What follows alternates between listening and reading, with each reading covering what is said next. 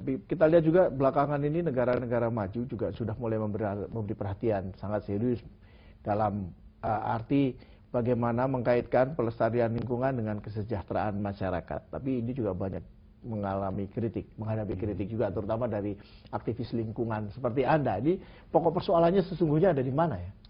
Ya, memang banyak mengaitkan misalnya kerusakan hutan dengan kemiskinan, lalu ada juga masalah iklim, perubahan iklim dengan kemiskinan. Itu saya pikir perspektif yang memang saling melekat, meskipun sebetulnya harus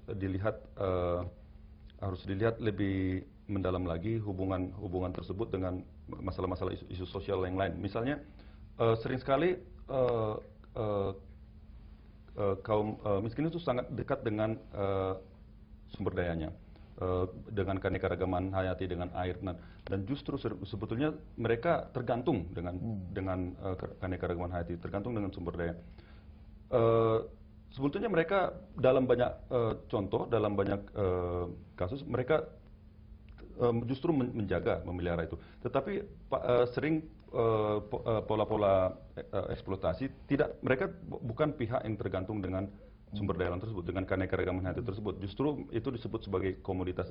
Nah, analisis itu sering harus dipakai untuk melihat bahwa justru untuk mengatasi masalah kemiskinan seperti sekarang yang sering disebut sebagai target global dan sebagainya, harus juga sekaligus melindungi lingkungan, melindungi sumber daya alam, melindungi keanekaragaman hayati. Karena dengan terlindunginya keanekaragaman hayati, mereka juga akan bisa keluar dari kemiskinan. Kalau itu tidak dilihat dari aspek yang sama, sebetulnya bisa terlalu melihat itu hal yang terlepas, gitu, Mas. Oke, menarik sekali ya apa yang Anda ungkapkan tadi. Dan pemirsa dimanapun Anda berada, Anda jangan kemana-mana, karena setelah pesan-pesan berikut kami akan segera kembali.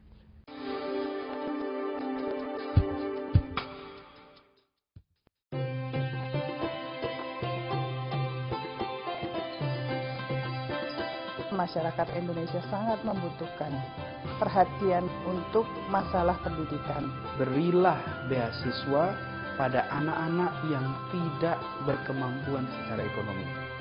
Baitul Kamil dapat mencetak pemimpin-pemimpin Islam yang berkualitas.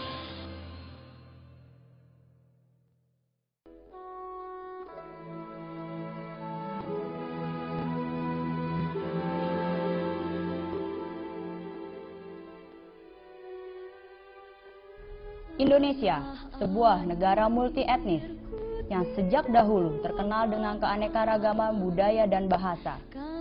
Ketika keanekaragaman berbaur menjadi negara, maka dibutuhkan sebuah pemersatu, yaitu bahasa Indonesia. Bahasa yang dikenal dan digunakan oleh segenap bangsa ini, bahasa yang tidak hanya sekedar menjadi simbol, tetapi jauh lebih menjadi jati diri bangsa ini.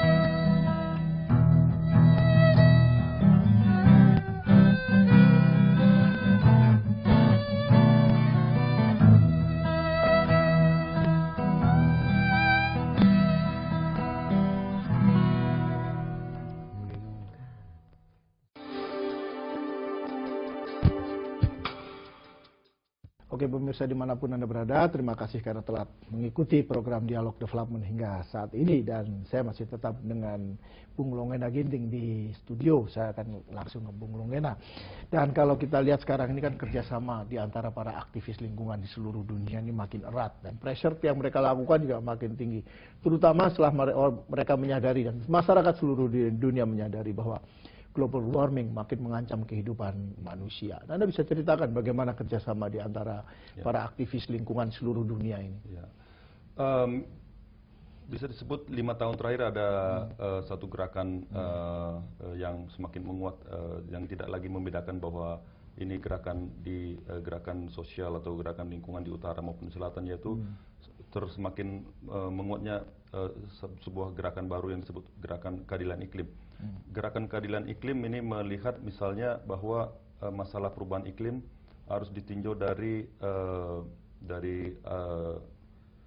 aspek historis. Siapa yang melakukan penyebab ke pemanasan global, lalu siapa yang korban, dan bagaimana seharusnya yang bertanggung jawab, siapa yang pihak yang harus bertanggung jawab, dan bagaimana mereka melakukan tanggung jawab. Nah, ini sebuah gerakan baru yang melihat bahwa keadilan iklim harus menjadi sebuah gerakan baru untuk mengatasi masalah perubahan iklim. Nah, di sini ada tuntutan terhadap misalnya negara-negara maju yang selama 200 tahun terakhir telah menggunakan bahan bakar fosil secara berlebihan yang mengakibatkan penggunaan atmosfer kita yang terbatas ini telah melampaui ambang batas. Untuk itu para negara industri tersebut harus membatasi emisi misalnya. Di samping membatasi emisi, mereka juga harus membantu negara-negara dunia ketiga yang mengalami dampak, yang pertama kali akan mengalami dampak perubahan iklim. Harus ada transfer keuangan, ada transfer teknologi dan sebagainya. Sekaligus di negara mereka harus mengurangi emisi, bukan dengan melakukan pengurangan emisi di tempat lain. Nah, ini yang merekatkan gerakan ini menjadi satu gerakan keadilan iklim secara global. Nah, sayangnya negara maju masih mencoba mengelak tanggung jawab ini. Mereka pertama tidak mau menurunkan emisi mereka secara drastis.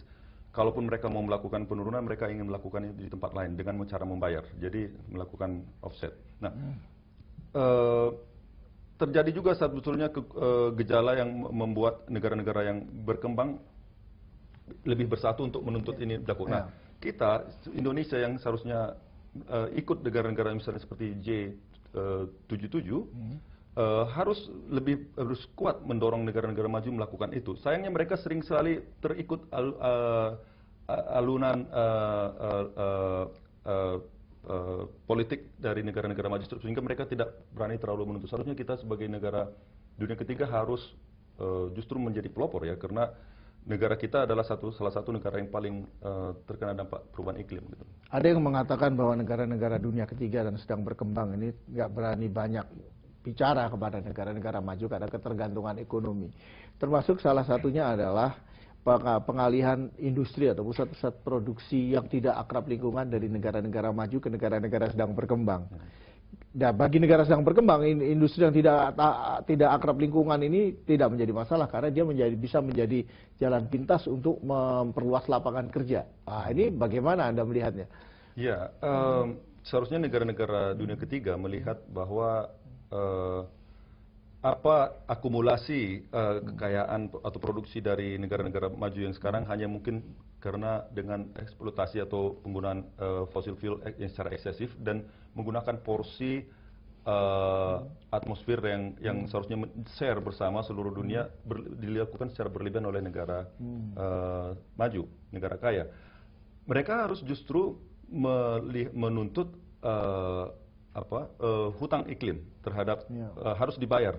Negara-negara maju tersebut berhutang kepada kita dan mereka yang harusnya membayar itu. Jadi itu bukan dilakukan secara dengan mental meminta, tapi menuntut bahwa mereka harus bertanggung jawab. Nah, soal transfer tadi itu juga justru membuat mereka mengeluarkan semua industri-industri kotor mereka dari negara mereka ke selatan atau ke negara-negara berkembang seperti kita. Dan itu juga membuat kita yang harus membayar semua cost-nya. dari lingkungan, biaya buruh yang murah dan sebagainya.